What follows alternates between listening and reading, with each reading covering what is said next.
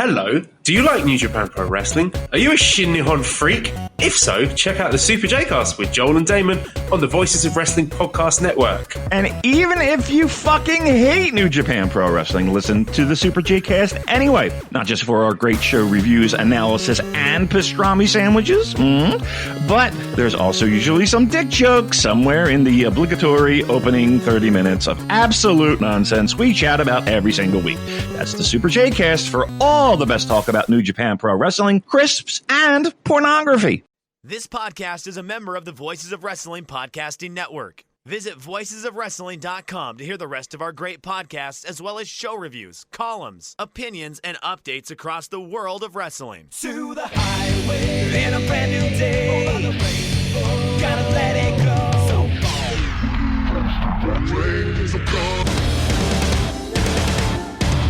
Fast to freedom. Stars tonight together. Here everyone is singing.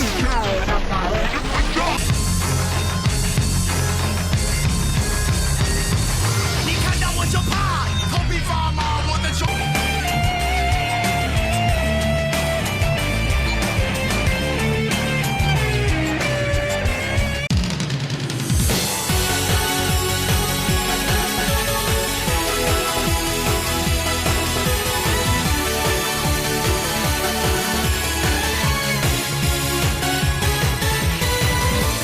Welcome back to Open the Voice Gate for May 28th, 2024. We are members of the Voices of Wrestling Podcast Network. You can find us on the Voices of Wrestling Podcast Network feed or on the Open the Voice Gate feed on all podcast platforms and applications. You can follow us on Twitter, X, at Open Voice Gate. If you'd like to donate to the show, click the link in the show notes. It'll take you to our redcircle.com landing site. You can click the red box that says sponsor this podcast, and you can set up a one-time or recurring donation. No obligation whatsoever, but we would like to thank all of our previous donors. I'm one of your hosts.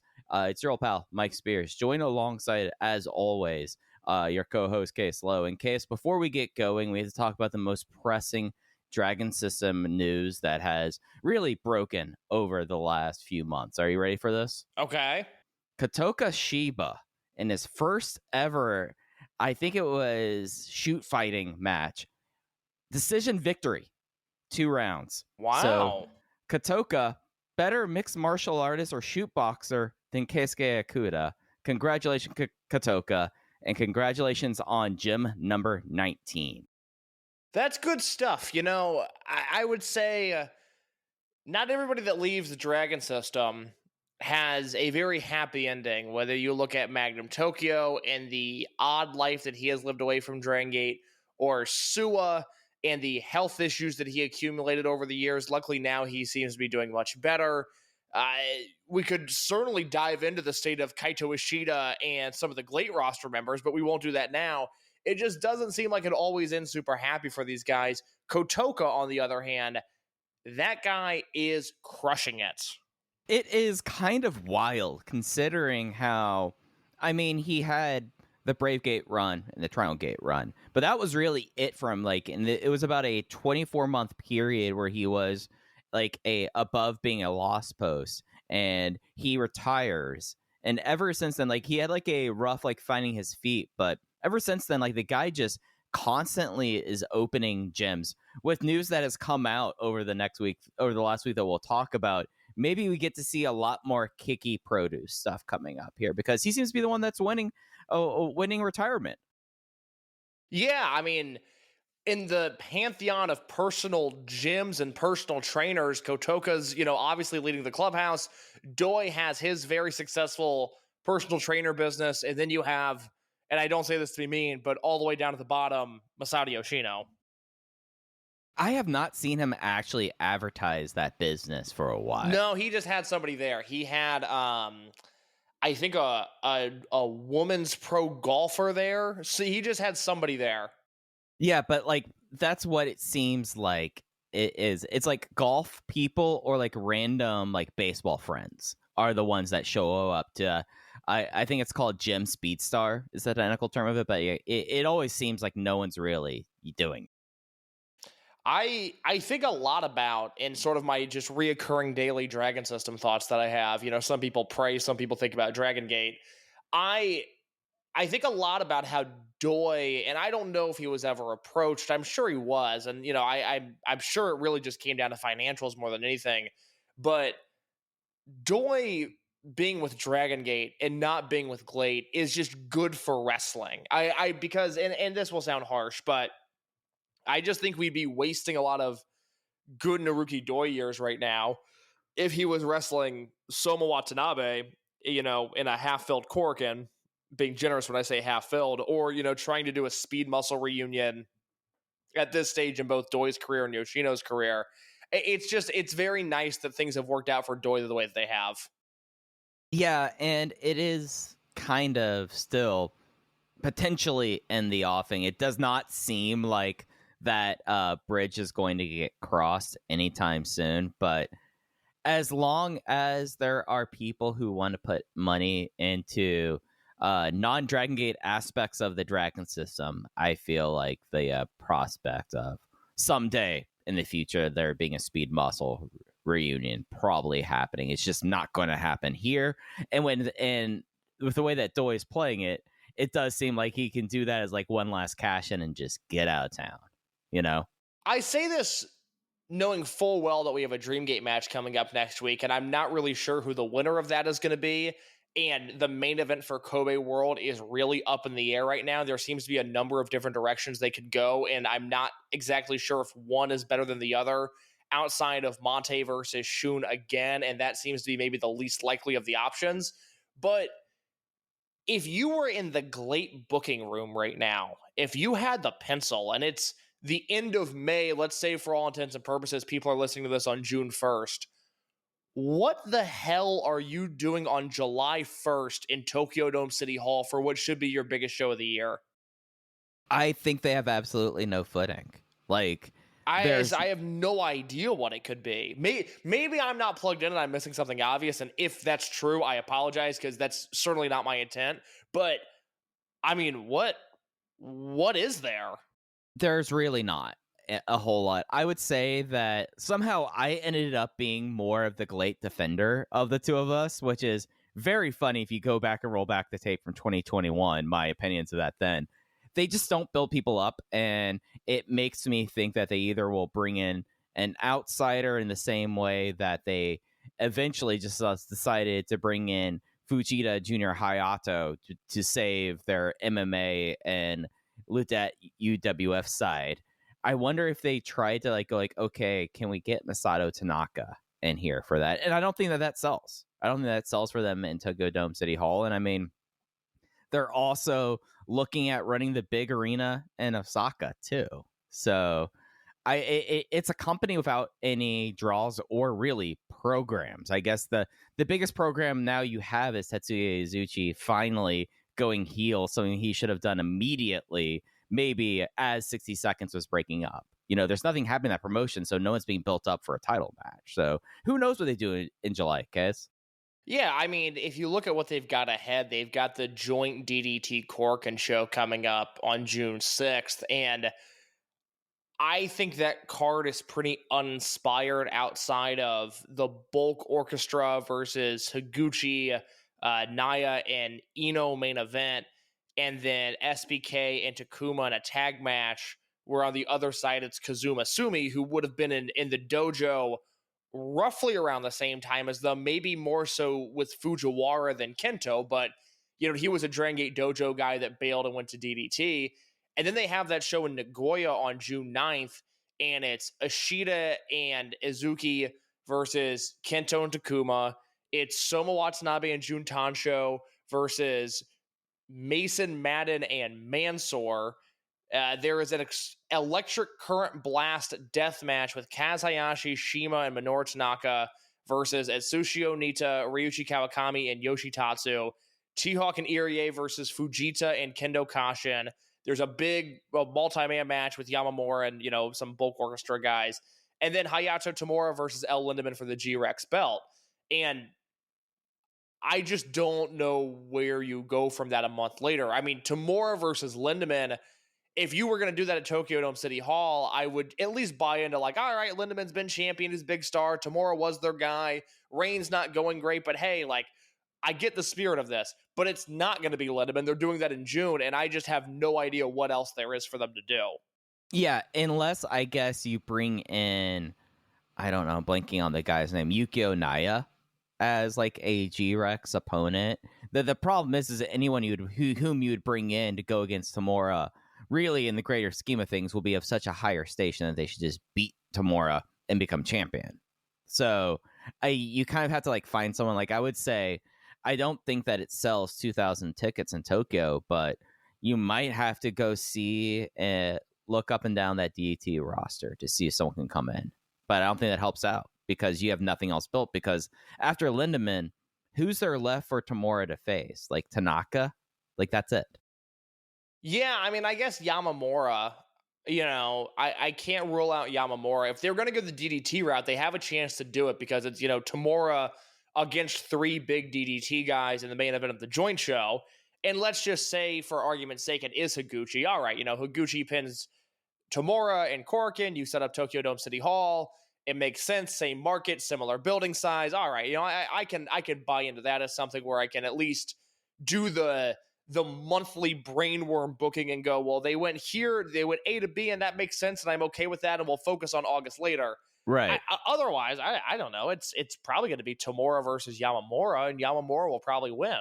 Yeah, and it's also something where, so we rack our head around that. You also have the aspect that Kaz Hayashi's retiring on that show. So a lot of the veteran power that you might bring in that would be more closely affiliated with you is probably going to be due to something with Kaz Hayashi. That's true. Yeah, but I mean, I say this with all due respect to Kaz.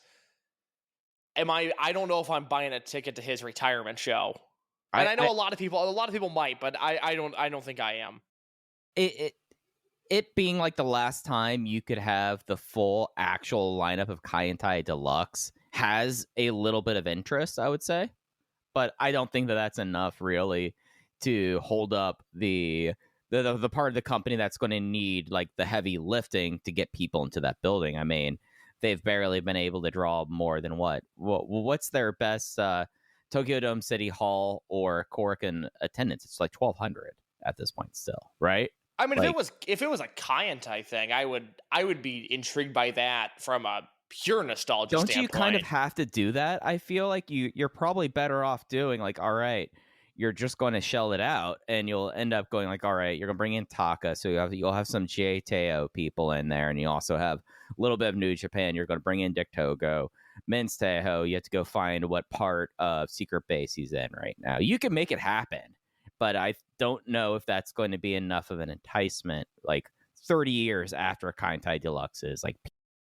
I mean, would it be as good as you would want it to? No, but if they did Kaz and Dick Togo and Taka against Shima, T-Hawk, and Lindemann, all right, you've got my attention. I'll watch that. I'll gladly sit through that, but I that feels like your absolute best case scenario.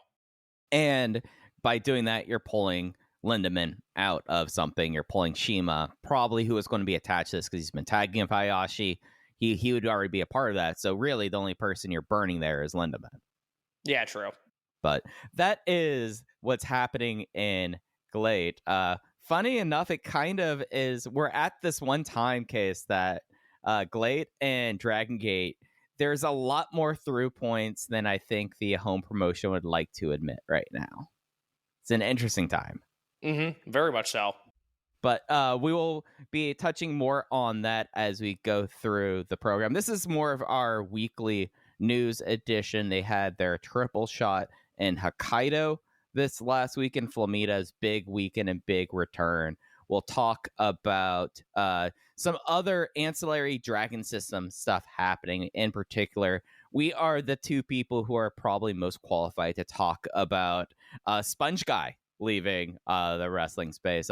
Case alluded to Korakuen coming up the double header next week, and then also Kobe as well. But Case, they were in Sapporo for 3 nights at the Ione indoor soccer arena. Interesting weekend as when they always show up to Sapporo. What were your big takeaways of the weekend in Hokkaido?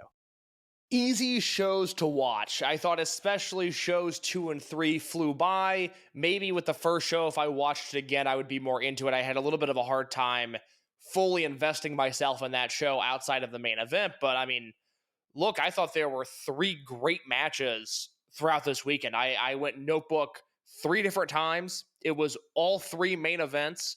And on the undercard, there's some stuff that was obviously very skippable just by looking at it on paper, but I don't know. The bulk of this weekend, while not overwhelmingly spectacular, I thought was really, really enjoyable.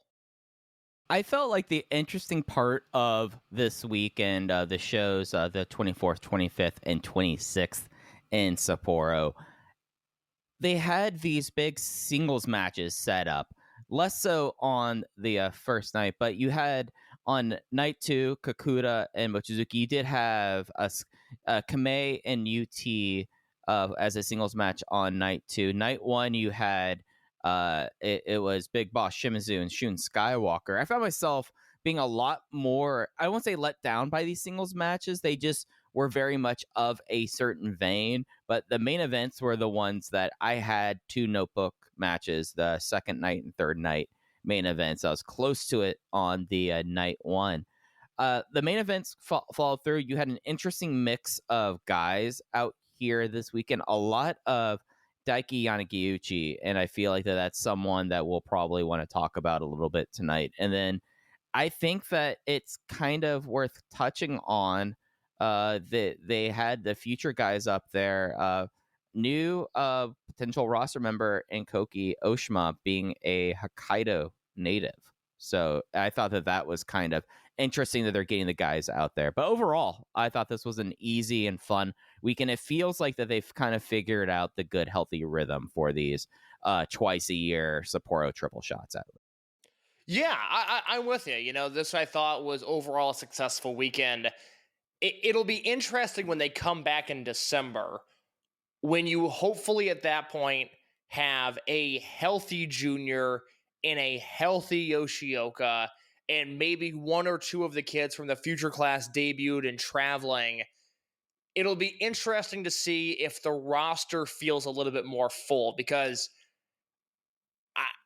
when you've got Genki and Kanda wrestling in some of the matches they did this weekend, it's a rare time where I thought the roster looked a little thin. And, there were times during this weekend where I was like, I don't love seeing this person here. I don't love seeing this match. I almost wish sometimes this weekend was 2 shows instead of 3, but I understand they have to do 3 for the financial reasons to make their money back on this. Ideally.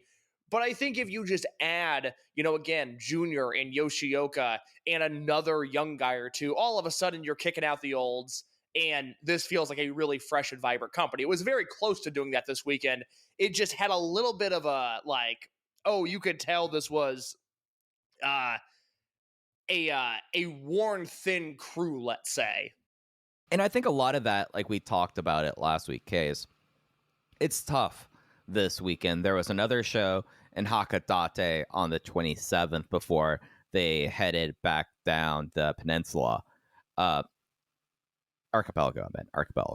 But it's something where you look at it and the travel is 12, 14-hour bus rides up and down that. So you're already...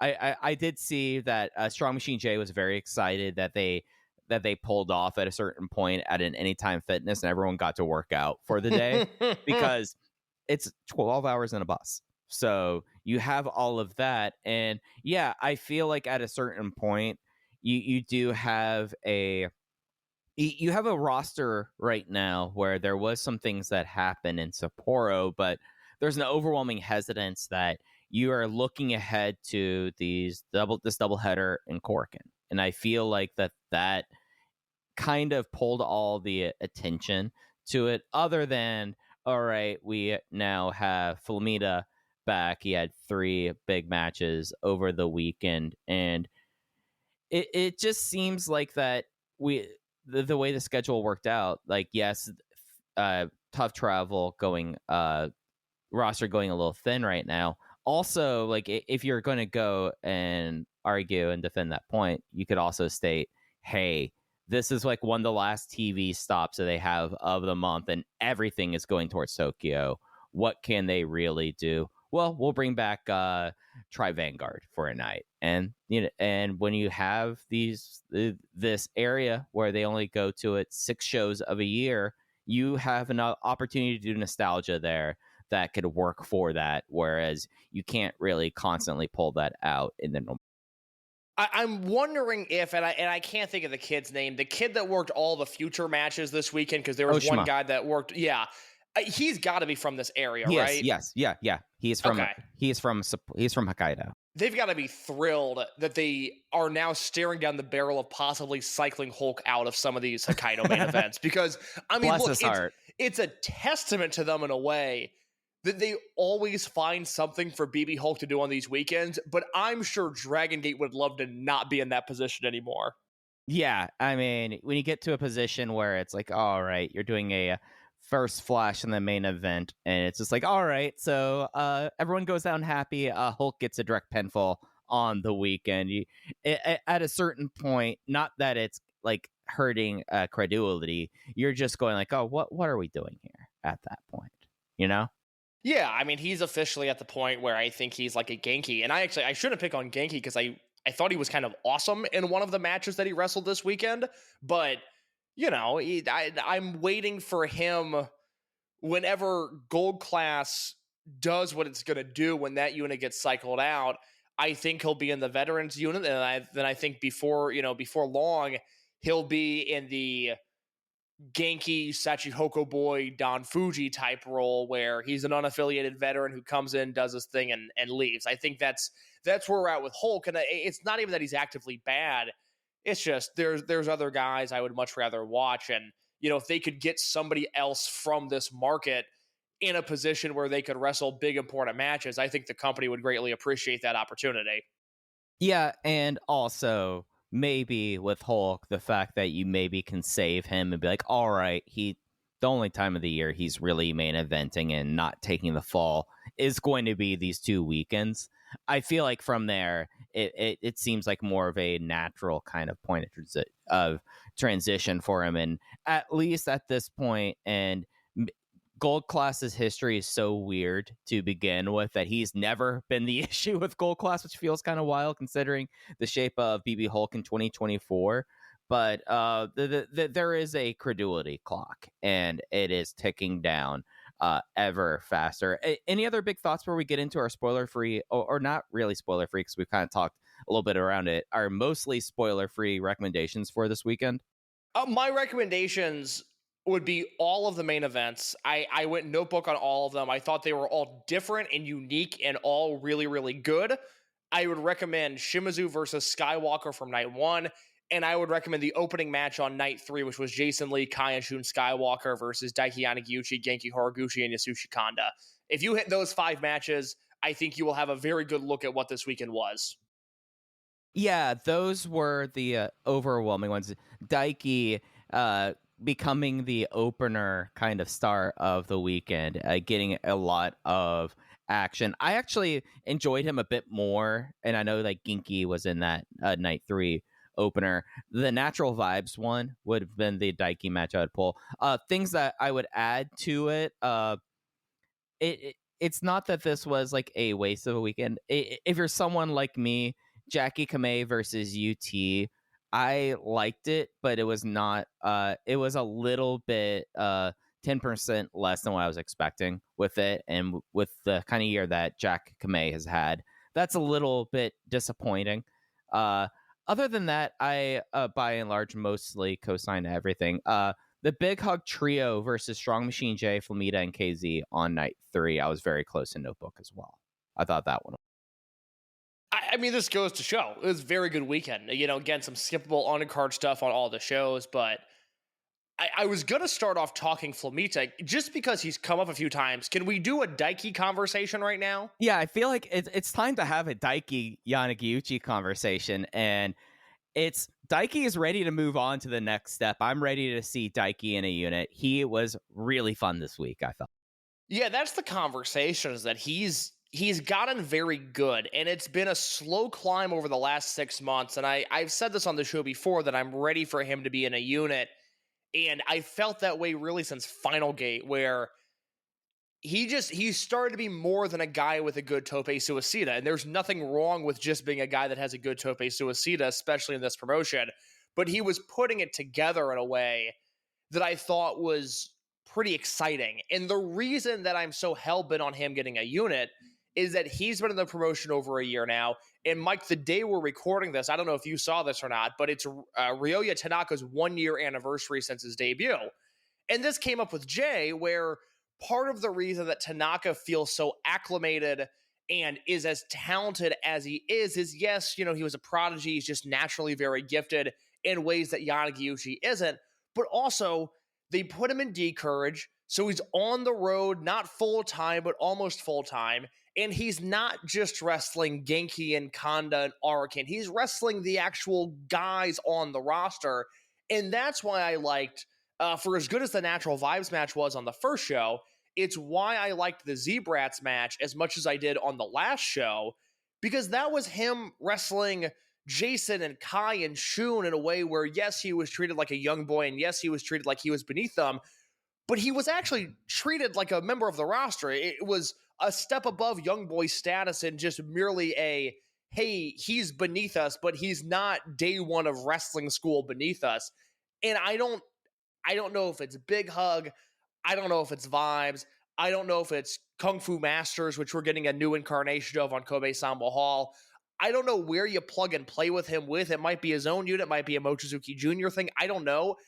But he's got to go somewhere because he's too good now to just be the opening match guy or the meaningless Korakuen filler guy. There is clear talent there, and it needs to be developed in some way, shape, or form so that when you come back here in December, he's not doing unaffiliated trios matches. He's actually doing something with purpose and substance, and there's a unit behind him. He is ready for that right now.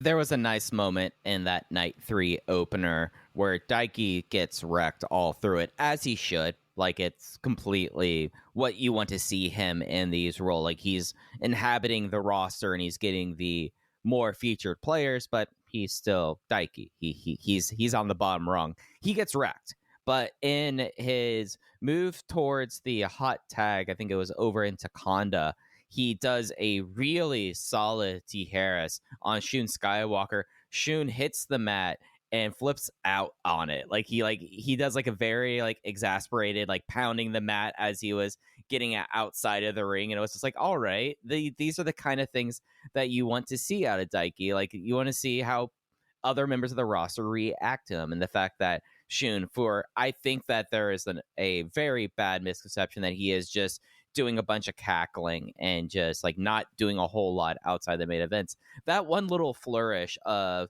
Daiki landing that to Harris on someone who he probably did not land a single offensive move to, not only this night, but for the last year of him on the roster, and Shun reacting that way was a fun thing to see. I really liked it. It was just something when you have a weekend with 3 shows and you have the same guys essentially on every show, getting to see a little dimension there with Shun and Daiki was a lot of I think we're at a point now where not at World, but let's say Dangerous Gate on, if Daiki is in a Brave Gate match, I'm not going to bat an eye at it because of his talent. Now, there need to be a storyline involved and he need to have a purpose to be there, but it wouldn't be one of those, even last year when Ishin won the belt and Ishin was doing that Brave Gate run, there was a part of me that was like, man, I don't know if he's ready for this. I don't know if he's up for this challenge.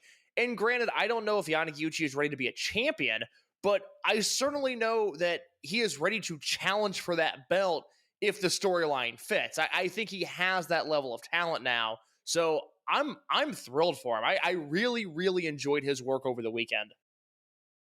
Yeah, and it's something looking at the Korakuen doubleheader. I think we are at a point where him being a former Korakuen staff member should just be like a fun line that's on his baseball card. That should not be his gimmick. Kind of, we're ready to transition out of that. We're ready to see what is next for him, even if he still will always have that kind of relationship. It's time for him to kind of grow up a little bit and to step into the unit landscape. Yeah, I'm with you. So a big weekend for him, but of course we've taken too long now. We got to talk Flamita. Boy, taking Flamita from May of this year and comparing it to Flamita that showed up in Glate in January, two different worlds, right? Like, I was really impressed with this, and it's always something that maybe the heart grows fonder of Flamita, but if you include everything he's done since coming back, like especially like this weekend, other than the size, we did do the Dead or Alive 2014 rewind and rewatch this week. Yeah, of course he doesn't do some of the crazy stuff there, but I felt like this is the strongest Flamita we've seen maybe 7 years in Dragongate. I thought he was real awesome.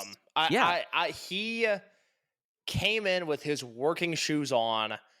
I thought all of his matches were super, super enjoyable. The main event on night 2 was my match of the weekend, the Natural Vibes versus Z-Brats match. And this is not 2019 Flamita petering out at the end of his Dragongate run with no motivation and nothing new to show for himself. Even though in reality, the character portrayal of Flamita is not drastically different from what it was in 2019 or 2018 or 2017 and so forth. He's got juice again. You know, he was gone for 5 years, and that's what really jumped out to me is, 5 years in any promotion is a really long time, but 5 years within the last 5 years of Dragongate, I mean, the last time he was here, Shun was a totally different wrestler, and Ben was a totally different wrestler, and nobody in D-Courage was really anything, and you've got all these young guys now that he can wrestle with. Hyo was an undercard bottom feeder the last time Flamita was here. Now he's Hyo. Kamei wasn't even in the system at the time. Monte was coming into the promotion as Flamita was leaving. There's just all of these things that he's never had the chance to do. And it seems to me, and I hate to infer just off of 3 matches, but I don't know. I've watched more Flamita than the average human. I obviously watched his entire Dragongate run. I watched a fair amount of him in Ring of Honor because I liked him and I wanted to see him in Ring of Honor. I was really into Big Lucha for a short time when both he and Bandito were wrestling in the promotion. I've seen this guy work a lot. I've seen motivated Flamita and I've seen unmotivated Flamita. And I think just judging from this Hokkaido triple shot, Flamita realizes this is a big opportunity for him and he's going to work his ass off as a result. I think that, like, without knowing the guy, look at the last 5 years. This is not just him returning home. It's not. I feel like it's worth stating, like, how tough wrestling has been for Flamita outside of Dragongate. The whole situation, even before he left the promotion in 2019 with the Octagon and AAA, like, just as like a start, it always at a certain point just like did not make a whole lot of sense for him just to like leave Dragongate, other than obviously like by the end of 2019, and especially like when you saw like him with Bandito around, like it was like, oh, there's Flamita, but hey, Bandito's right there, great to see him. And I think that through the 5 years, everything that went through with Ring of Honor closing, not going to the new iteration of Ring of Honor, Tony Khan, Big Lucha kind of panning out, and then frankly going and doing 2 years or thereabouts of Glate and looking at what the other side is doing, I think that can provide a lot of motivation in a way. So it works out, I feel like, for him, but I also have to acknowledge that it's not just the 5 years like difference. It feels like that he now inhabits a role on this roster and a role in Natural Vibes that they did not really have at a certain point, because they didn't, if you look through the history of Natural Vibes, not really a flying unit whatsoever, considering the guys a part of it. Like Kamei was the closest thing you had to a high flyer out of this. Now Flamita is back in. Flamita does a crazy monkey flip and party anthem and then proceeds to do nothing else and it's fantastic. You bring up a good point about the bad luck of Flamita's career, because once he leaves Dragongate, by way of Bandito, he's in Sinclair Ring of Honor. The last match he had before the pandemic, do you remember that Briscoes versus Bandito Flamita match? That was February of 2020. That's the last thing they do. And if you watch that, you think like, oh man, they have something on their hands here. This could be a program that everybody could really sink their teeth into. And then the pandemic happens. Ring of Honor shifts priorities. That company entirely changes. He's got his relationship with Big Lucha. Big Lucha close to ceasing to exist. He's got his bookings at Glate, but that's tied into Big Lucha. And so that goes away. And it's just, I hadn't really thought about it like that, but he's had a career that's really been bitten by some bad luck over the last 5 years. And 5 years, like last 10 years, Case. I mean, yeah, because the Octagon stuff is awful. I mean, can you? Because I think you can do it more eloquently than me, because you might remember just a little bit better than me. But can you explain that Octagon story? Because it's crazy for those that don't know about it. So I'm doing this off the top of my head. Do not have Lucha Wiki up in front of me. So at 2 different times, AAA tried to make Flamita into Octagon Junior. They've been wanting to have an Octagon Junior basically, Case, since you've been doing wrestling content. Yeah. They've always, at one time, Kalisto, FKA Samurai del Sol, was Octagon Junior. Flamita was offered it beforehand, turned it down. Samurai del Sol, Kalisto became it. Basically worked for like 2 tapings and then signed with WWE. Then when Flamita was, after I think 2015 was really when this was happening, there was a break he had where he was working more in Mexico, and he was always kind of a little bit, he was AAA affiliated, like the way that it often happens, and they bring him in. It's like, all right, you're going to be Octagon Junior now, and it was going to be a big push. They did a whole reveal of him as Octagon Junior. He had a couple weeks of bookings with Octagon Junior. While this happened in Lucha Underground, do you remember Nightclaw, Case? I vaguely remember Nightclaw, and this is an odd anecdote, but I had a coworker who loved late era Lucha Underground and loved Nightclaw. Hey, I bet you're like, you got to see some Nightclaw in Dragongate. I was like, brother, you're not going to believe it. This guy's actually so much better outside of this promotion. It's going to blow your mind if you ever see it. So, and again, dates, like I believe, and my memory serves me right, that coinciding at the time he became Octagon Junior, there was Nightclaw. Octagon is an incredible asshole. I feel like that is something that I'm not saying allegedly about this, because when I describe what happened here, it is a purely assholish thing. Octagon was doing a signing somewhere, or Flamita Jr., or Flamita / Octagon Jr., so Flamita as Octagon Jr., doing a signing somewhere. Octagon Original and 2 other masked wrestlers that he was passing off as Sons of Octagon come in and unmask Flamita, assault him, and do it in front of Camera Point.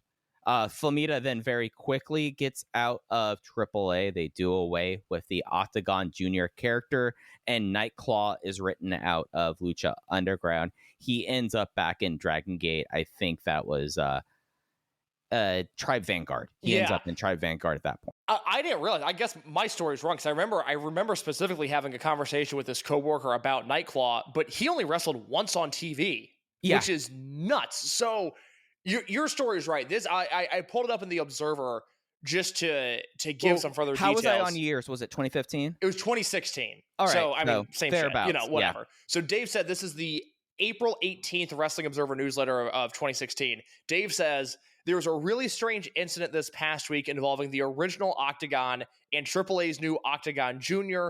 Octagon Jr. was at a restaurant over the weekend promoting a show for the Cara Lucha promotion. He was doing a signing in front of a lot of kids and families when Octagon came out of an SUV with his wife, kids, and 3 bodyguards, who the belief is were armed, although there have been conflicting reports on that. Octagon was having this recorded. He started yelling at Octagon Jr. for using the name and stealing his gimmick, while Octagon Jr. said he was just doing his job. Octagon then grabbed his mask and pulled it off, and Octagon Jr. ran off so nobody would see his face. Dave clarifies that this was not an angle and then goes on to say that Octagon later gave a half-hearted apology to ESPN Mexico, but then went on to Twitter, taking back his apology and saying negative things about Flamita and AAA, saying that he would debut his own real Octagon Jr. very soon, perhaps as early as next week, and I don't know Lucha history enough to know if that happened or not. I think he had like two people that he was passing off as Hio del Octagon and Octagon Juniors that he was passing off as, like, you know, in the Lucha way of being related to him, but it petered out real quick. It was just a tremendous, like, just imagine like the trauma of like all that happening to you. I would really badly want to come back to Dragon Gate too. I feel like it's completely understandable that he comes in here, knocks them dead. The Captain's Fall match on night 2, just a tremendous piece of wrestling. Good crowd brawling, fun eliminations. The way they worked the eliminations were absolutely great. And I just thought that it was absolutely phenomenal. And just the way that Shun, over like a 3-minute period, does all of his stuff, and then that's it for Shun in the match. And it was like, oh, that was perfect. That's all I needed of Shun. I love Captain's Fall matches, and I like Captain's Fall matches where this one was trying to announce the new Brave Gate challenger. Listeners, at this point, you know that Flamita could have just said, I will take that now, because the person he was put up against was Jason Lee, who has not been 82 kilos since he was Brave Gate champion. This was my match of the weekend. Mine too. You know, one of the things you hit on, you're right. Natural Vibes has never really had anybody like Flamita in that unit.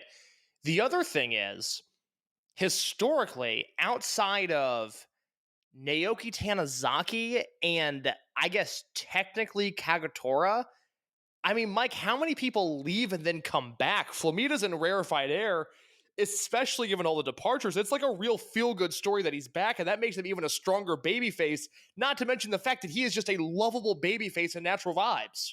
Yeah, he is of the Sumu Yokosuka school of dancing, which we had a couple years where everyone was trying in the dance. We need to have someone who is now at a point where he's able to, you know, to kind of fuck around in it. And can we? I know you mentioned it, but Flamita monkey flipping Shimizu in the middle of the dance. I would like to say Flamita, probably MVP of the weekend. Special commendation for some big man agility to Big Boss Shimizu on the week. Well, what I told you this over the weekend. We were texting about this show.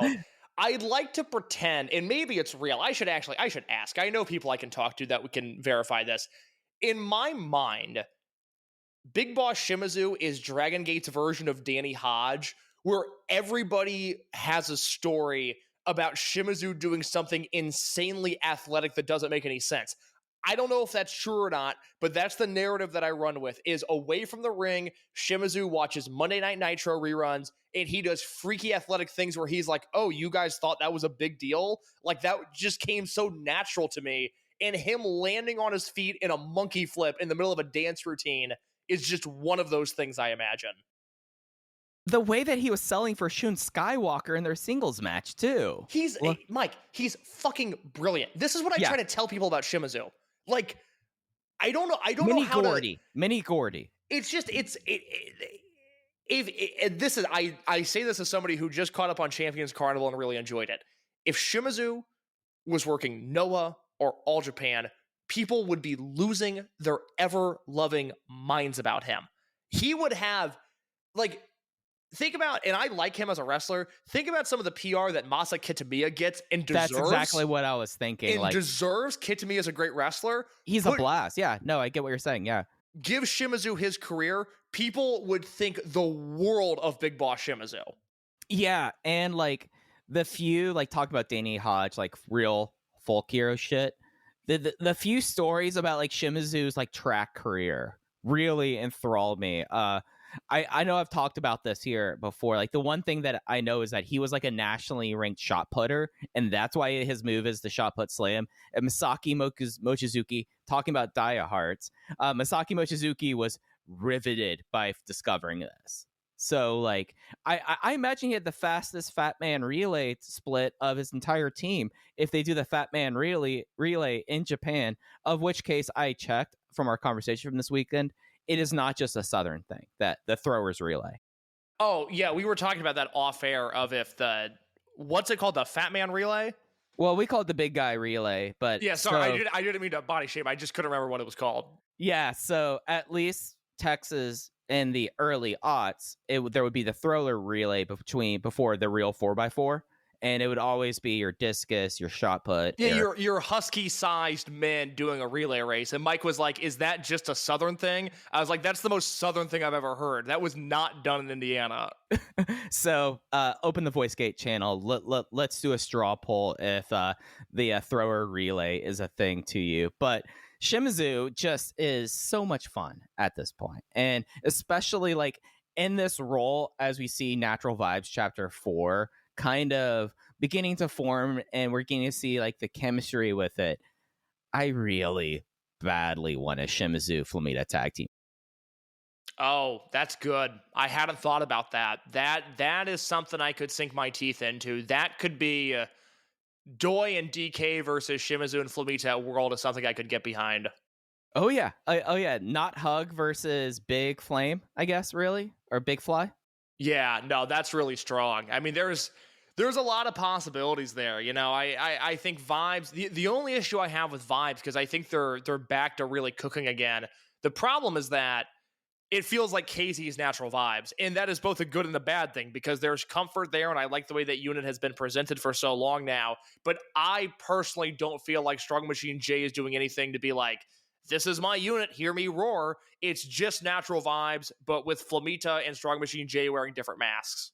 Maybe it is something where end of the loop, you know, where they debut new theme music, new dance at Corcoran, you know, like we could be seeing that. But no, that very much is the case that it felt like, oh, new Natural Vibes, like the J era was going to be one thing. And they still never really addressed the fact that KZ unilaterally added Flamita into Natural Vibes, too. Oh, Flamita's here to party. I mean, what are you going to do? Say no? I mean, someone has to bring the pizza. It's kayfabe when you think about it. Like, KZ says, hey, man, I got Flamita. What are you going to be like? Well, you didn't run it by me. We're going to have to talk. It's like, no, you got Flamita, and he's motivated, so it's good. The other thing I liked about this match, because, I mean, Vibes crushed it. There's no doubt about that. It is really nice to see Z-Brats doing the work they're doing. We know what Shun's capable of, and he was great in all three matches.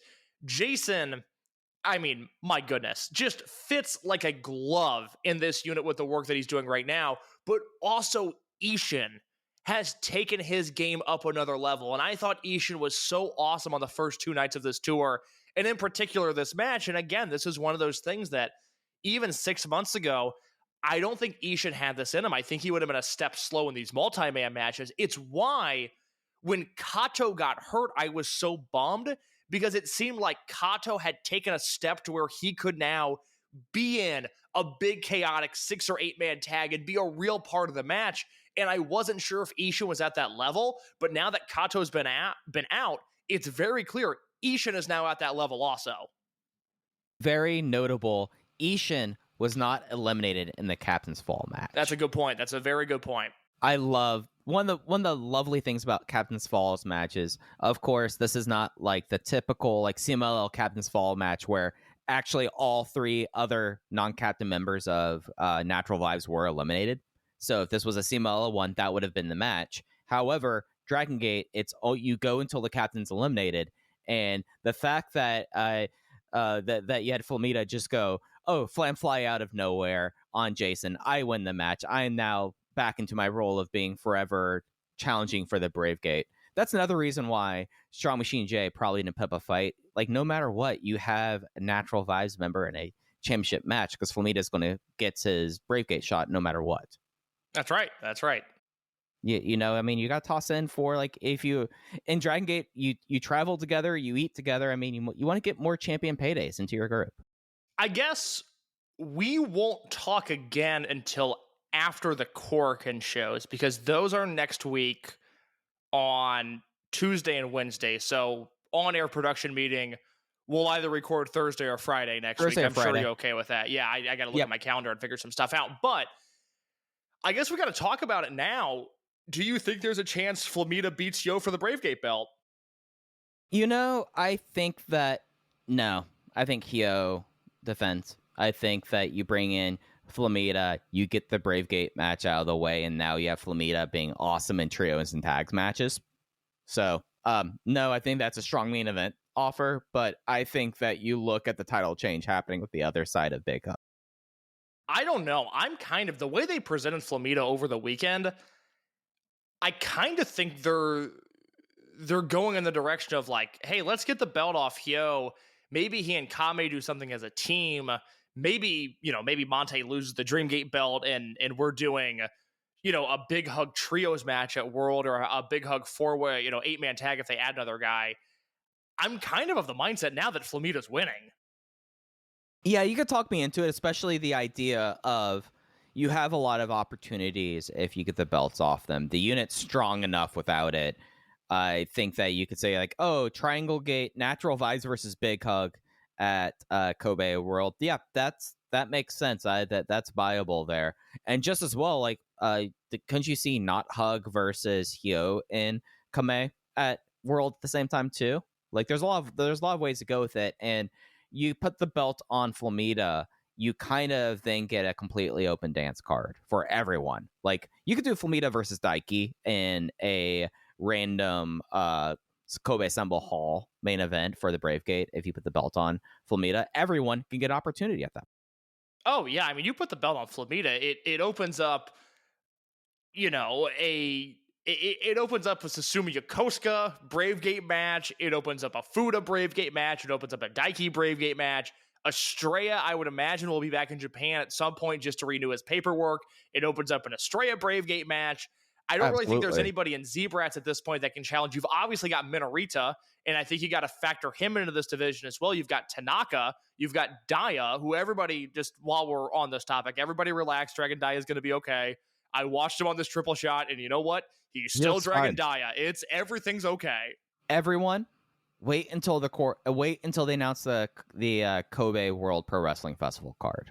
If there's not a payback there, then we could all say that was a awful idea until we see what's coming back. I don't even agree with that.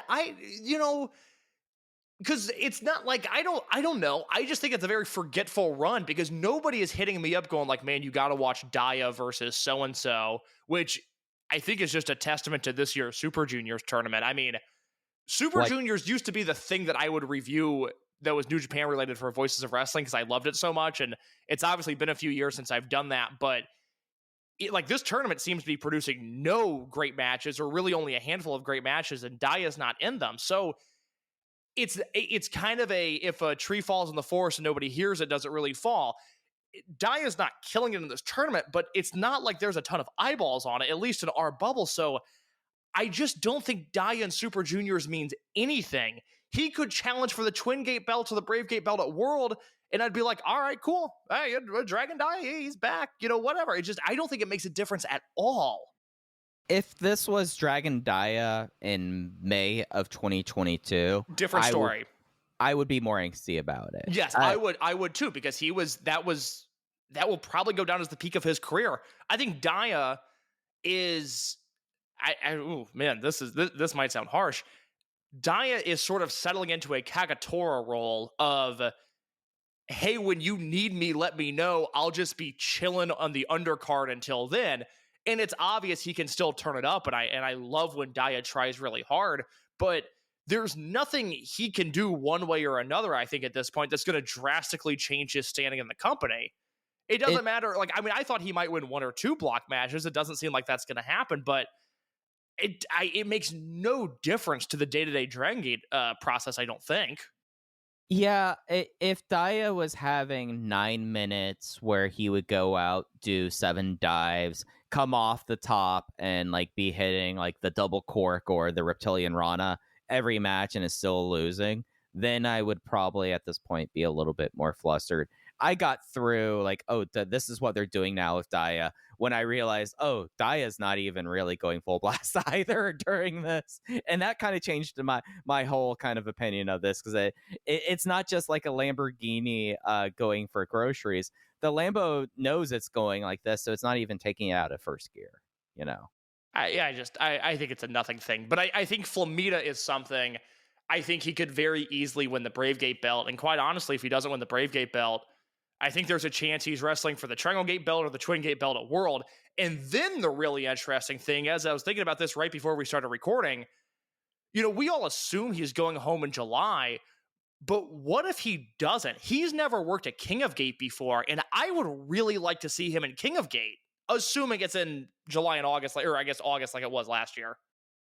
Yeah, and I would also add, one of the fun things about us doing Rewind and Rewatch and kind of somehow tripping our way into the absolute perfect one for us to do at this point, he was 19 in 2014. He's not even 30 at this point. Like, we only saw him in a way that, of course, Flamita was always treated seriously, but as a young man, like, I'm ready to see like full like grown ass Flamita in a Best of the Super Junior, or not in Best of Super Juniors, in King of Gate. I want to see Flamita versus UT, like, and let them just go at it and figure their way out of it. Like, there's a lot of things now that with the 5 years and with Flamita more or less just being out of the picture, that now the passage of time just kind of pays off. That it's like, oh, now he's more of a grown ass man. I want to see like grown man Flamita beat the crap out of a rookie. I'm ready for that case. Don't you want to see him like not Sahara? Sahara would like destroy him, But yeah, no, I mean, look, you've got Flamita versus Shun, you've got Flamita versus Tanaka, you've got Flamita versus Yoshioka if he ever gets healthy. I think that's super interesting. You've got Flamita versus Ishin, which I think would be super interesting. There's a lot of King of Gate stuff with him that. Ishin versus Monte is a perfect like King of Gate match after what we saw in the night 3 main event. You're right, yeah. And Flamita versus Monte was one that I was blanking on, but like, I don't know, opening round match, Flamita and Monte, Cork and Hall. That sounds like a lot of fun. I don't know. I really, if they're doing King of Gate when they did it last year, I would really like for him to stick around. I think that'd be very, very nice. Yeah, time and really everything has kind of made this into. But like, we're in a position now where it's not Flamita coming in and going like, oh, I'll have that Brave Gate shot, and we're being like, no, this is Kaito Ishida's run right now. We can't have Flamita in this. No, that this is like a new generation for him, and I feel like that's kind of exciting. I'm with you. I'm super into this. I thought he gave these shows energy and life, and his matches were exciting. And again, that night 2 main event, it's one of the better multi-man matches they've had this year. I'm glad for whatever reason they've decided to embrace the Captain's Fall match again, because they went years, I mean, maybe even a full decade without doing one, because the last one I can think of would have been Monster Express versus the Millennials around this time in 2014, and I'm sure they did one in between now and then, but I don't remember it, but they've done 2 this year, and it's been really, really nice to see. They're great matches. It's a great format. I wish Americans were smart enough to understand them on televised wrestling. Yeah, and it just kind of, you're playing with a rule set that lets you do a whole lot of different things with a Captain's Fall match, and just the ability for like having just Ishin be able to be a part of the match, be like, oh yeah, no, Ishin was the survivor for his team. You don't get that in other forms of pro wrestling, so Captain's Fall can provide something interesting with it. Interesting things happening in Sapporo around Gold Class. Benkei, of course, kind of steamrolling his way into Corkin in his main event with Monte. Feels like that he's not, if not feeling like an inevitability, it is something where I would say at this point, coin flip situation between Ben and Monte going in. Like, I know we did this last week, but after the shows, I guess it's kind of put up or shut up. Who are you taking this week? In the same way that I feel like I'm stepping out on a ledge and choosing Flamita over Hyo, I'm going to go the opposite. I'm going to be really safe, and I'm going to say Monte but I don't know. I'm having a really hard time with it. I think they've done a good job with Ben. I think Ben's been treated really well over the last month. I think Monte has been entertaining on these shows, but there's not really a big through line where it's like, man, I have to see Monte versus Ben. I like them both individually. I don't necessarily care for or have been, I guess, grabbed by any of the work they've done together in any real way. So I'll say Monte, but man, it feels like a toss-up. I mean, I just have no read on this match at all. Yeah, and scenario-wise, we don't have the very obvious coronation that we used to have with Dead or Alive's going into King of Gates, going into Kobe World Pro Wrestling Festival. So we are at this point now with Monte where it's you can get new opponents for him, and we talked about, like, is this something where Shingo comes back and finally eats a loss in Dragongate as an opportunity for a Kobe World? But I just feel like that we are at this point with Ben where if I just have one thing maybe tilting the scale, the idea of now Ben as a face champion and one going into Kobe World after the run he had in 2019, 5 years later, I feel like there's a little bit of synchronicity there. And that's enough for me to favor Benkei versus Luis Monte, but I don't favor him strongly. It's not anything that I would ever put money on. Here's ultimately the problem, is when you go back in history, you have 2019, Ben, Pac, perfect Dreamgate build, perfect Dreamgate run, ends at the perfect time. Everybody was talking about how great the booking of that entire situation was. 2020 is different. You have the weird COVID year. Kobe and Gate of Destiny are right on top of each other. It was a weird year. You move on. It's whatever. It's, you scratch that from the record.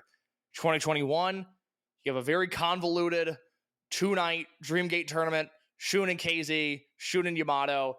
The matches were great, but we weren't satisfied with the way that we got there.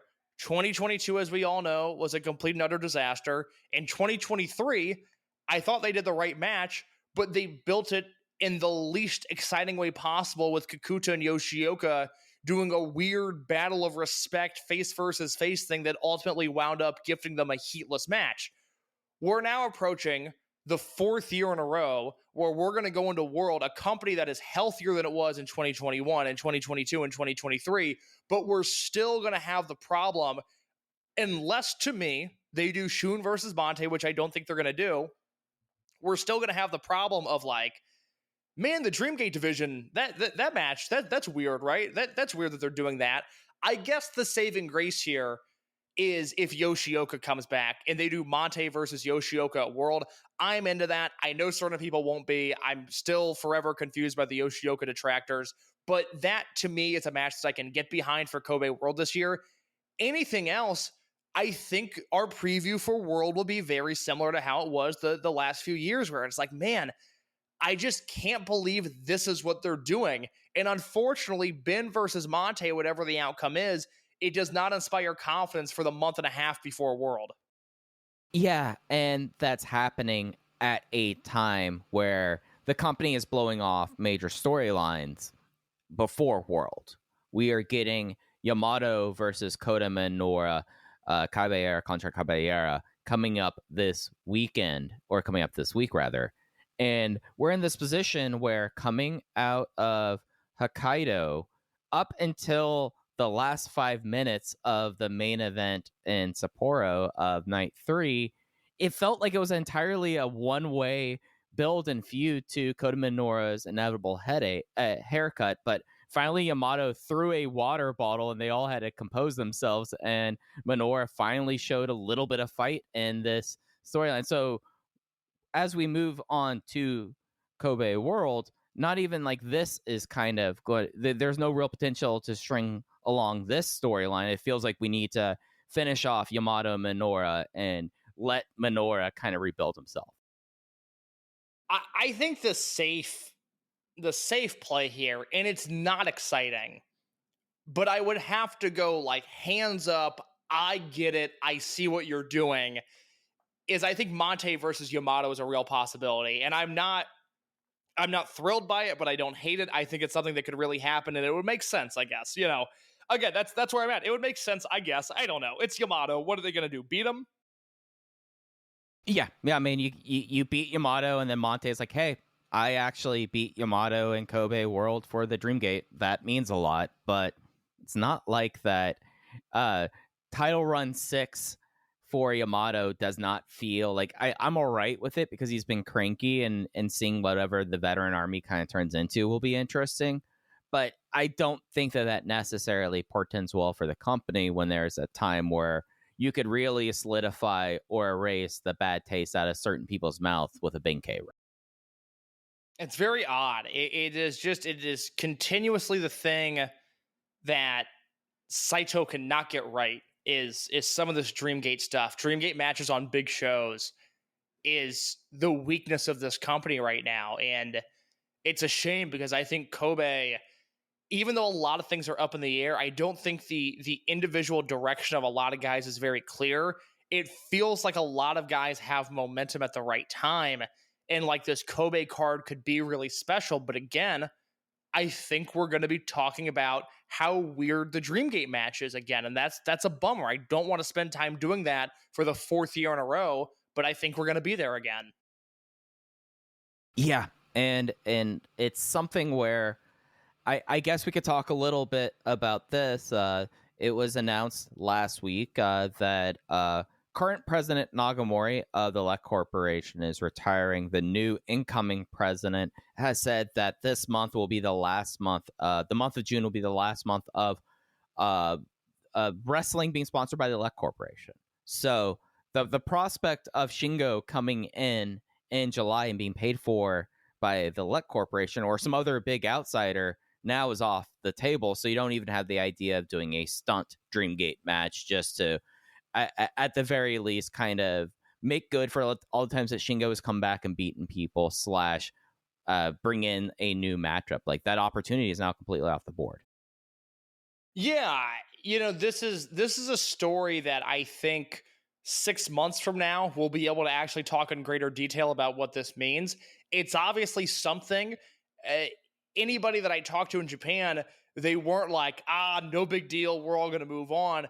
I think everybody is sort of waiting and biting their nails to figure out just what kind of impact this is going to have. It can't be good. It's really just a measure of how bad this is going to be. And that sucks for an industry that just cannot seem to recover in any way, shape, or form.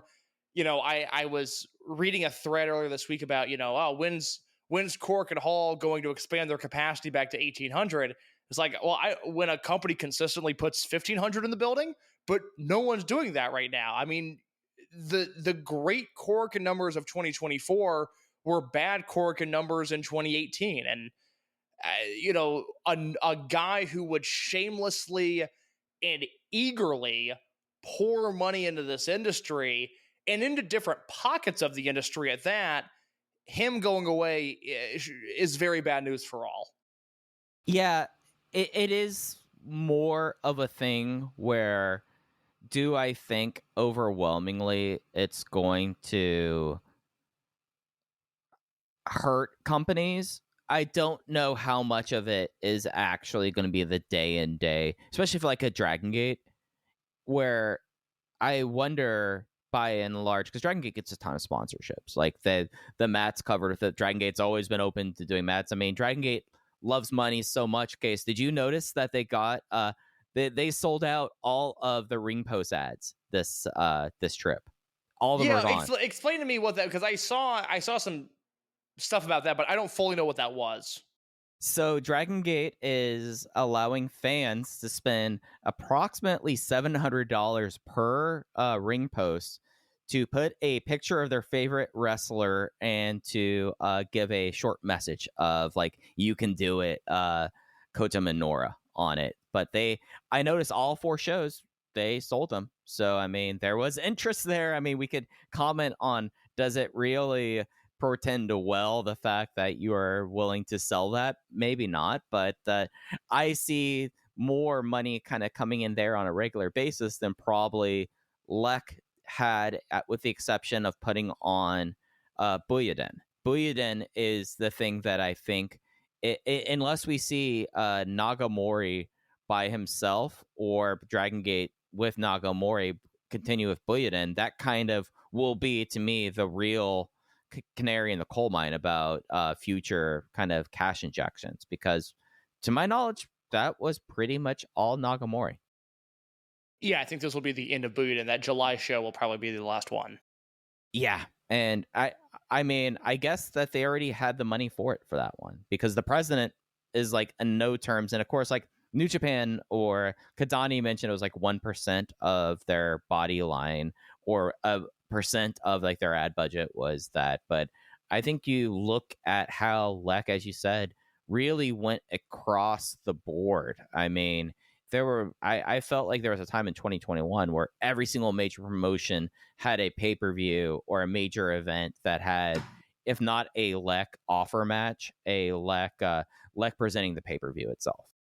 Yeah, again, they, by all accounts, anybody that I spoke to about Lek, it was, hey, they want to give us money and do their thing, and they have their preferences with Fujiwara or I'm sorry, not Fujiwara, but Fujinami, and by proxy Leona and Shuji Ishikawa and Shun Skywalker. He had his guys, but it wasn't this negative overbearing presence. So again, I think 6 months from now, when we do Final Gate, we'll be able to see the impact of this a lot more. But it's something to keep an eye on, that maybe some of the cross promotion stuff that we're seeing goes away, because I feel like, and this is just going off of memory, perhaps it's not entirely accurate, but I feel like a lot of the cross promotion stuff that we've seen, not only with guys coming into Dragon Gate, but just around Japan, has been Lek sponsored, and that might go away now. Yeah, I'll be real interested 6 months from now, because both Lek and United Japan, those will be like the real things of, oh, I wonder how everything's going. Boy, your dander is up on United Japan. I don't get it. I just look at it as an incredible waste of everyone's time. And well, nobody bothered to rip it and put it up online until last week, which is crazy. I mean, the show is the beginning of May. It's like, what is this, 2016? I got to wait 3 weeks to watch a show? I don't think so. And then the sickos like me are like, no, we bought it. You don't need to rip this. You don't need to. For anybody that was wondering, and I mentioned this to Super J-Cast on Twitter, because they were the one that pointed out that the next United Japan show is almost entirely Noah and New Japan talent. That is the weekend that Dragongate is doing their Okinawa tour. And I mean, you can't take Dragongate away from their moneymaker. That's the thing. Like, I was trying to explain it to some people, where it's like, this is almost like their WrestleMania Access weekend, where there's just a lot of opportunities to be around the Dragongate wrestlers, and for the Dragongate wrestlers, I would assume that would mean more money. It's just way more financially advantageous for the Dragongate guys to be in Okinawa than to do a United Japan show. Yeah, and for them to pull Dragongate guys, I mean, Jay came on the show and said, like, oh yeah, the year that Ryu Fuda was on the tour was because someone listed Ryu Fuda was their favorite wrestler. So you're not going to be able to have like a definitive lineup from Dragongate, because like your big names off the board for Okinawa. I mean, like, Yamato's going to Okinawa. Yeah, exactly.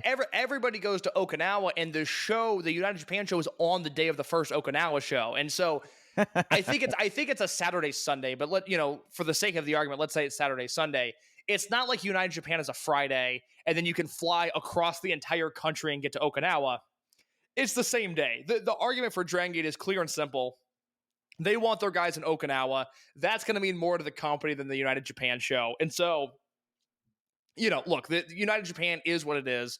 I don't particularly care about it. You're a little more angry about it than I am. But this particular instance is not a case of like, man, Dragongate got shafted on United Japan. It's just there's no possibility of anybody that matters in Dragongate not being in Okinawa and being on that show. If there's a third United Japan show, that's when I want to see a Yamato or a Shun or a Jason or a Susumu or whoever. I'm curious about that, because Shun was treated so well in the first show, but this one is just bad timing. Yeah, I mean, a bigger question would be, when's Kento Miyahara showing up on these things at this point? Oh, that's true. That's true. So, but that's not the only Dragon System adjacent news case. You heard that someone special is coming out of retirement soon. Yeah, we saw the news today that Gamma is coming out of retirement. He would have retired about 2 years ago. Or was it? No, 2022. 2022. Yeah. Because it was weird because he retired and Shisa left, and everybody thought Shisa was going to retire and Gamma was going to leave, but they flipped it. So he retired in the summer of 2022. I have been on the hunt for a DVD of his retirement show since then, and I've not been able to find it. I do want to mention real quick, speaking of DVDs, Mike, I will send you the link to put in the episode description, and I will put the link in the Open the Voice Gate channel on the Voices of Wrestling Discord. Thank you to our friend in Japan, who I will leave anonymous, who bought and shipped the Toru Owashi produce show, the Toru Owashi anniversary, 20th anniversary show, halfway 20th, 21st, 22nd, and 23rd anniversary, apparently. Thank you. The cage match listing confused me. Thank you for clarifying. He shipped it halfway across the world to Mike. Mike ripped it, gave us an MP4 of it, and I have uploaded the main event of that show, which is Dragon Kid, Naruki Doi, Susumu Yokosuka, and Yasushi Kanda versus Ken Oka, Pescatori Yage, Sachihoko Machine 2, Toru Owashi, and Brother Yashi 5-on-4 handicap match. I have put that on my YouTube channel. I will put that in the Discord so everybody can watch it.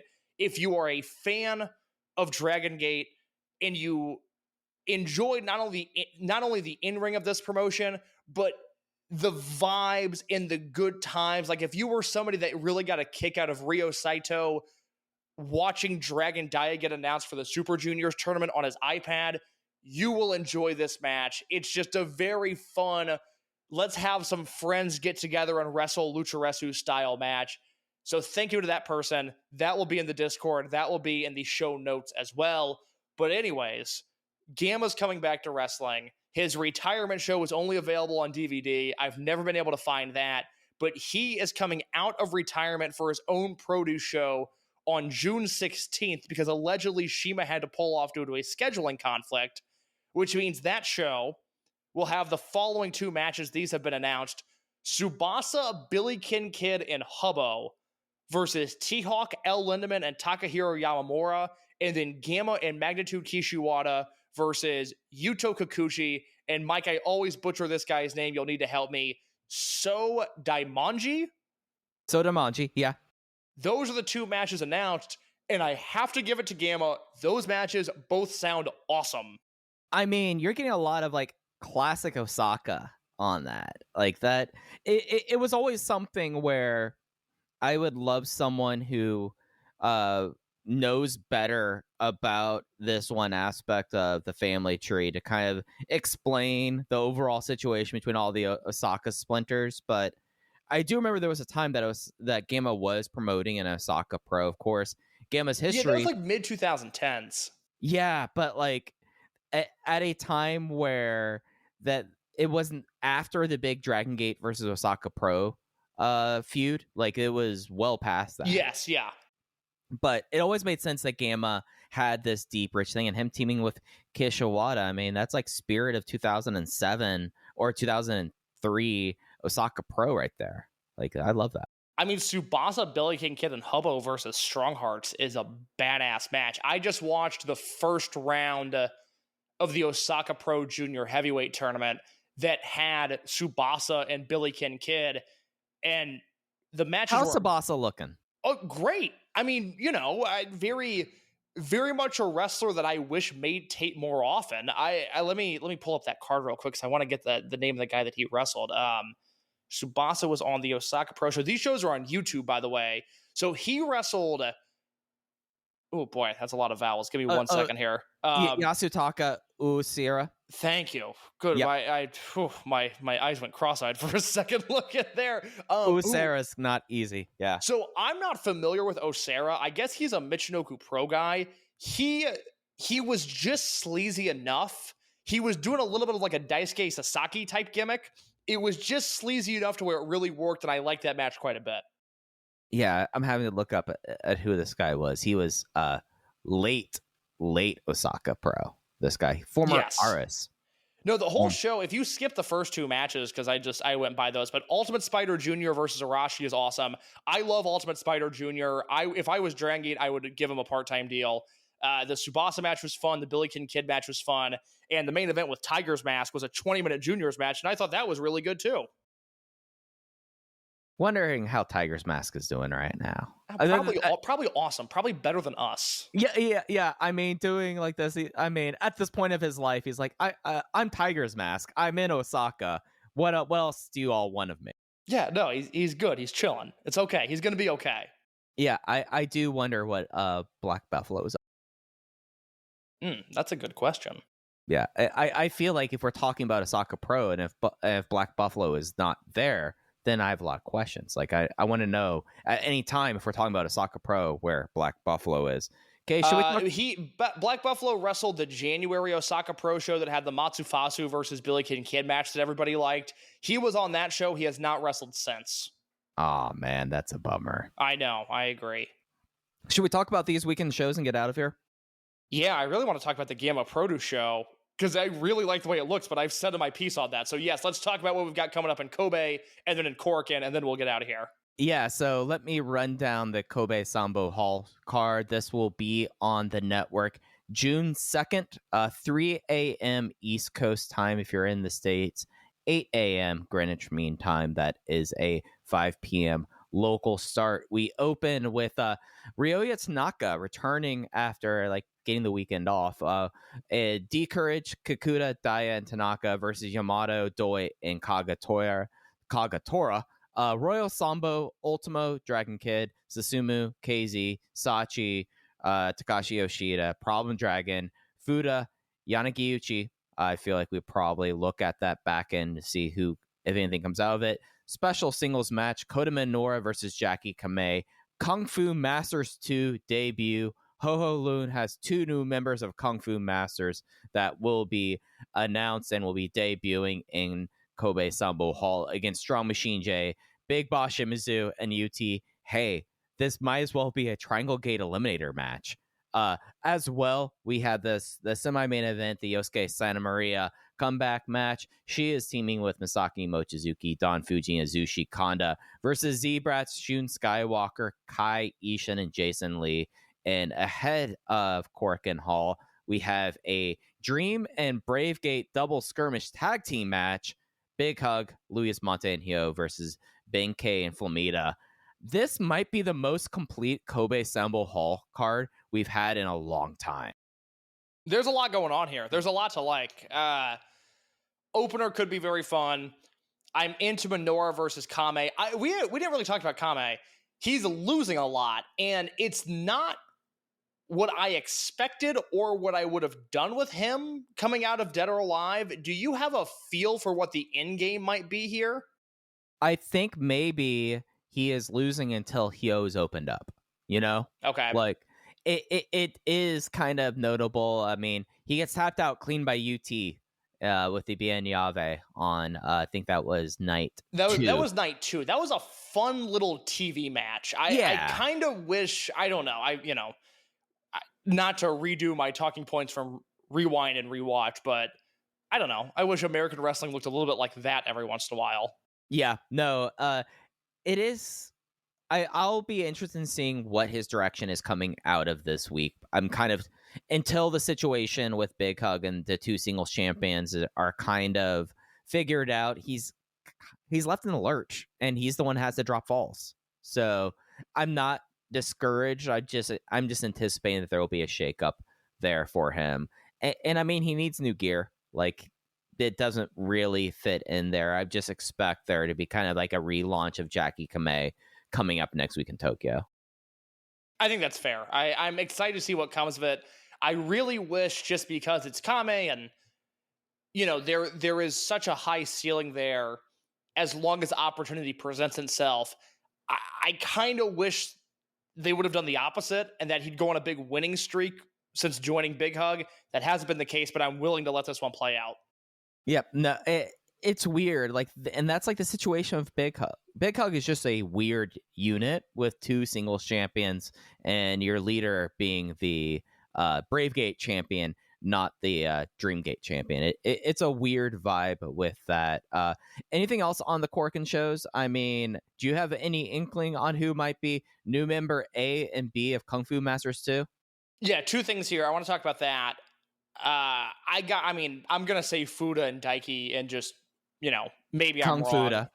Kung Fuda is $1 million idea. That they should do that. I don't really want to see Daiki in that because, quite honestly, I think he's kind of above it. Like, I want to see him in a unit, but I want to see him in a full-time, Tokyo, Fukuoka, Hokkaido level unit and not just Kung Fu Masters, which is a fun. I love the idea of a localized unit, but that's not what I want from him right now. I don't know. I'll say it's the young guys. What about you? I mean, I think we get Kung Fuda and a new Super Shenlong the fourth. And I think that's where you put Daiki right now, at least in Kobe. Oh, that's interesting. Okay. All right. I'd be out of that. The other note I have, do not sleep on this Maria returns match. No. That could be really good because it's match 5, not match 2, so it's going to get some time. It's Mochi and Fuji later on the card, which matters. These are guys that work to their placement on the card, and it's against Z-Brats. I'm so glad it's against Z-Brats and not like a Gold Clash thing or a Team Veterans thing or whatever. This is going to have heat. I mean, Shun, imagine those Shun and Maria encounters. That's really going to have some juice to it. I am into that match. I am really, really psyched that's the matchup they landed on. I mean, this might be, and I'm just going from my memory case, and how you can ask me about what Flamita was up to in 2016 in AAA, and I'll tell you, but what I had for dinner last night, not so great, but best Kobe Sambo Hall card, I feel like, in a long time. I really like a lot of it. Yeah, I can't challenge you on that. I don't have one that immediately comes to mind. So yeah, I mean, look, there's juice up and down this. The Battle Royal will be fine. Battle Royal has its purpose. I like the singles match. I like the Kung Fu Master stuff. Hopefully the main event really does something for me, like to fire under that Ben and Monte match. So yeah, I'm with you. This is a great looking card. What also looks great and looks major, the Rainbow Gate doubleheader coming up in Tokyo next Tuesday and Wednesday. We don't have the exact full cards, but gosh, we have pretty close to it with the special match announcements coming out fast and furious over the last day. And of course, this is the one that has Ben versus Monte as the main event for the Open the Dreamgate title. We have the official Minorita comeback match as he teams with Kota Minoura versus, actually, no, it has to be Hyo versus Flamita on night one because it's Luis Monte and Jackie Kamei in the Merida. And the Minorita comeback match as well. Mochizuki Jr. returning from excursion against Izushi Kanda in an International Dream 8 match. I had to look at how Jay set these up here. I'm confused now. Hold on. Looking at these releases. Okay. Hold on. June 4th is Monte and Ben.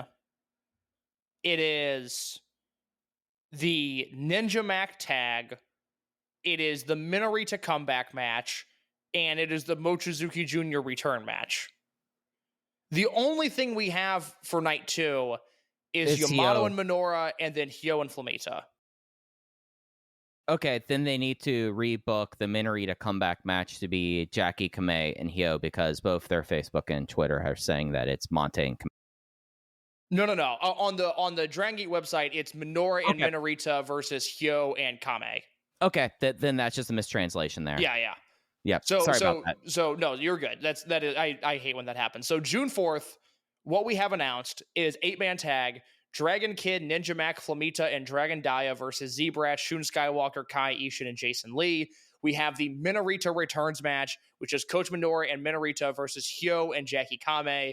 We have the Mochizuki Jr. triumphant return match, Mochizuki Jr. versus Yasushi Kanda. And we have the Open the Dreamgate Championship match, Luis Monte versus Ben K. And then your second night, like I said, Brave Gate match, Hyo and Flamita, and Hair versus Hair, Yamato versus Minoura.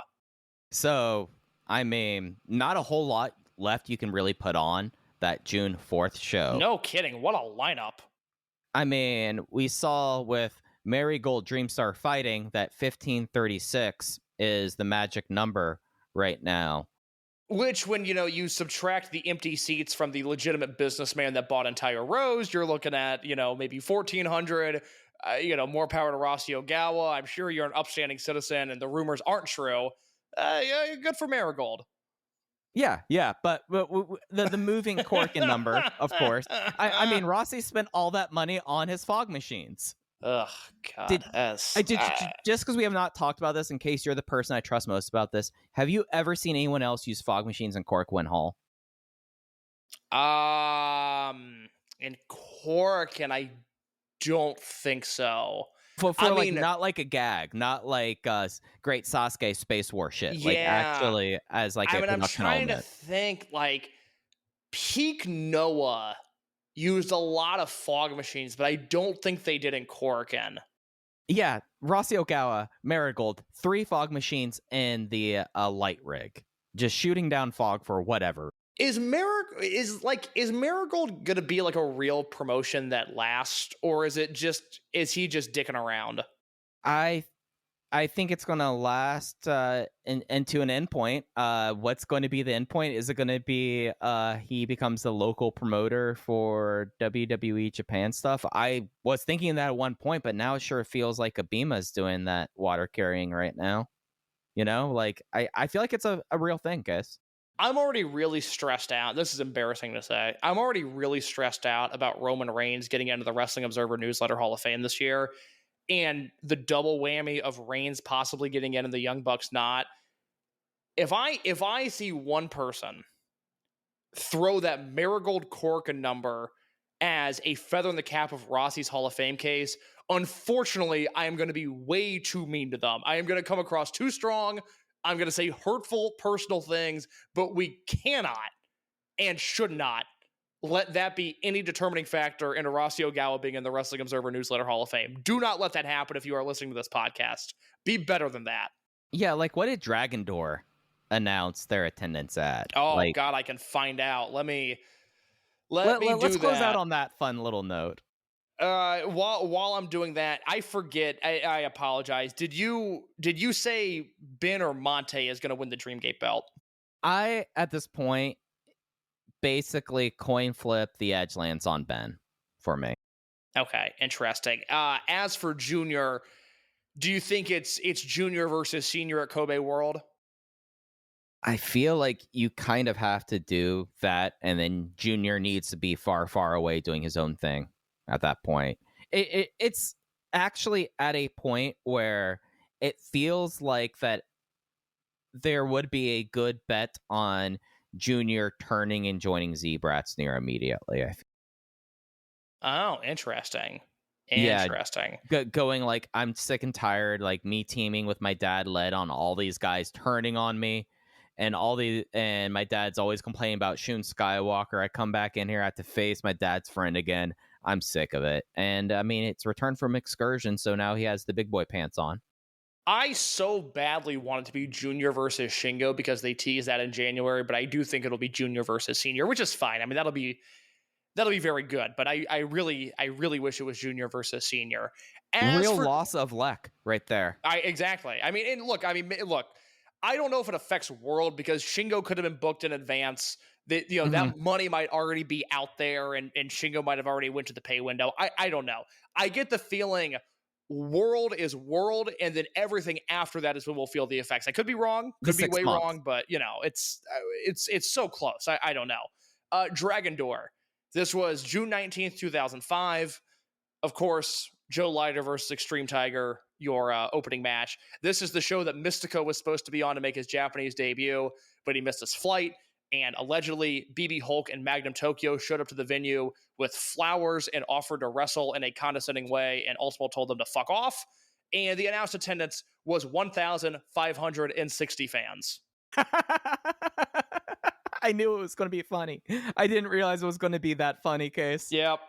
No, that's Dragon Door for you. That's Dragon Door for you.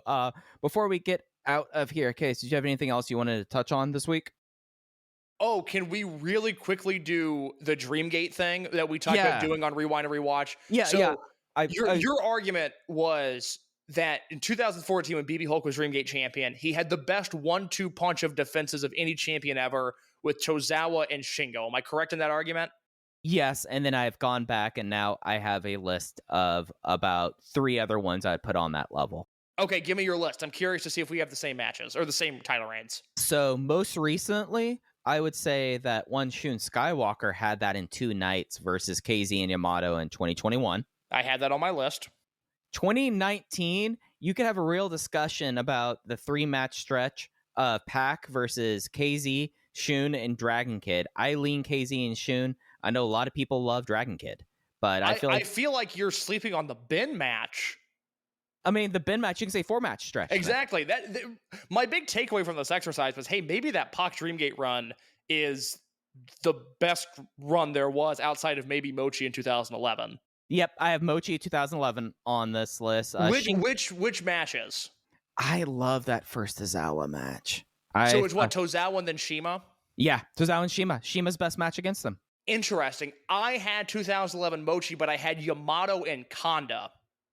That was a great Kanda match. Mm-hmm. That was maybe Kanda's best ever singles match. Yeah, I would say it is. Yeah, gosh.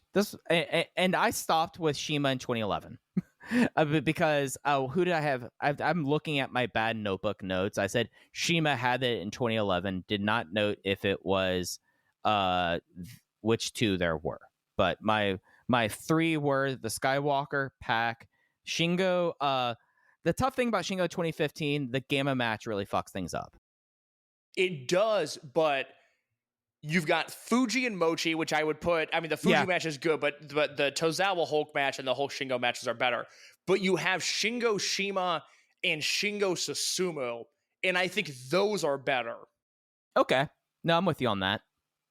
Yeah, I see that argument. The difficult thing about this one is, like, when you look at it, you try not always to do title changes with it because your brain kind of tricks you up with it. That's fair. 2 more that I want to mention. 2013 Yamato, which oddly enough, we talked about this on that episode. Mm-hmm. Yamato versus Saito, Yamato versus Yoshino. Great matches. Yeah, really, I mean, 4.5 and 4 3/4 for me. The sneaky one, I considered 2005 Mochi with Ryo Saito and Don Fuji. I would put the Hulk matches ahead of those, though. You and I have 2011 Mochi, but we have 2 different matches, which is totally insane. 2018 Masaki Mochizuki. Okay. KZ and Corkin, Ben K at Champion Gate.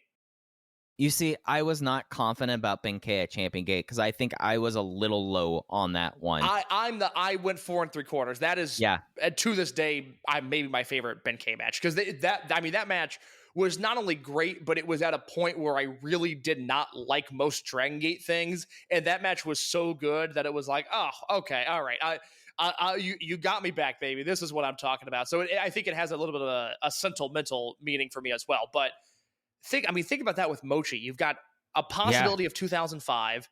2011 is definitely in there. It's just a matter of what matches you choose. And then 2018 Mochi is in there as well. The other one, I guess, to just keep on going, 2022 Yoshioka, between Eita, Yamato, and Mochi, you've got 3 there to choose from. Yeah, I think that the Yamato match now, like, I guess 2 years later, I think I was 4.5 on that time. I can go roll into my closet and find that notebook. But Yoshioka, I think you have a 3-match stretch there. Now you've talked me into it. So I would comfortably put Yamato in 2013 with Saito and Yoshino, and I think Shingo in 2015 with Shima and Susumu. I would definitely put those ahead of Hulk Tozawa, Hulk Shingo. Everything else feels pretty up in the air. And then I guess Shun with KZ and Yamato in 2021. I would have 2013 Yamato, 2015 Shingo, 2021 Shun. Those are definitely better matches than Hulk Tozawa and Hulk Shingo. Everything else I listed, there's a conversation there that the Hulk matches were better. Yeah, I think my 2 I think that those are the top 3. I think Shingo 2015 is on top. I think after that, I mean, it's not the exercise, but I feel like you have to give credit to the fact that Skywalker did it in less than 24 hours. I mean, put the fucking belt back on him. I don't get it. Like, perfect in every way. He's just so obviously the champion of this promotion. Put the fucking belt back on him. I don't care if he's a 3-time champion. Good. I got bad news for people. we are doing some Shun Skywalker legacy stuff at some point this year, and he should be a 3-time Dreamgate champion by the time we get to it. Put the fucking belt back on him. I mean, he's perfect in every way, and if you look at how President Nagamori booked, he realized it too. God, he's so good. He's I'm still thinking about good. I'm still thinking about the way he sold Daiki Yanaguchi's to Harris. He is as giving as Osprey is. It's just, people just get bent out because he then clucks and acts very weird, and he kind of just prattles on. But that's, I think, part of it, that he's able to do all these. Well, and I think the people that watch, like, I don't know, more stuff than just the big five, I think they get it. But for sure, it's just Dragongate is just overcomplicating this. Like, you just put the belt back on Shun, and you just have like 7 or 8 matches that just fall into your lap with no effort whatsoever. And then we need a Dreamgate reign that makes sense, where you have one logical challenger into the other. And Shun is the guy. He opens up so many possibilities of different things you can do. And ultimately, he's the most over guy on the roster, outside of maybe Naruki Doi and on Saturday Night Yo. And it is so clear that when he has an angle, which is 99% of the time, that is the primary focus of the company. Why would you not want your Dreamgate belt on that guy? It's not a case of like, oh, we can have Shun's thing and then we can have the championship. Shun overshadows the championship and has for the last 2 years. So I don't get it. Monte versus Shun at World is the answer. Shun should win. It should be very uncharacteristic of Dragongate. Close out your big show, your 25th anniversary show, with a heel on top. Have a babyface challenger come out, run Shun out of the ring, cut the babyface promo. Promise that by year 26 the title's going to be off of him. But I mean, it's just, we can't overcomplicate this. He should be the Dreamgate champion, and everything else will fall into place. I yield my time. I mean, then you have Yoshioka return. Yep. You're off to the races. Yeah. We could finally have D Courage versus Z Brats Atomicos matches. Okay. It'd be very nice. Very nice. Nice thing. But we have a nice week coming up for Dragongate with those shows, first in Kobe on the 2nd, and then the double header in Tokyo. And we'll have a lot to talk about next week when we're back on the program. Expect, as we did on our on-air meeting, the show Thursday into Friday into Saturday. We'll get together and figure that out. But you can follow us on Twitter at OpenVoiceGate. Case is at _ in your case. I'm at Fujihaya. Case, did you have anything else you want to hit on before we're out of here? I do not. Well, that's going to do it. We will be back with you next time. Thanks for listening to Open the Voice Gate. Take care, everyone. Hey now, it's Mike Gilbert, host of the Mike and JD Show, right here on the Voices of Wrestling Podcasting Network. Join JD by God Oliva and myself every Thursday night live on the Voices of Wrestling YouTube channel at 11:30 p.m. Eastern Standard Time, as we stay up all night discussing all the hottest stories in professional wrestling. You can also check us out right here on the Voices of Wrestling Podcasting feed, or you can subscribe to the Mike and JD Show feed. Now, enjoy the show.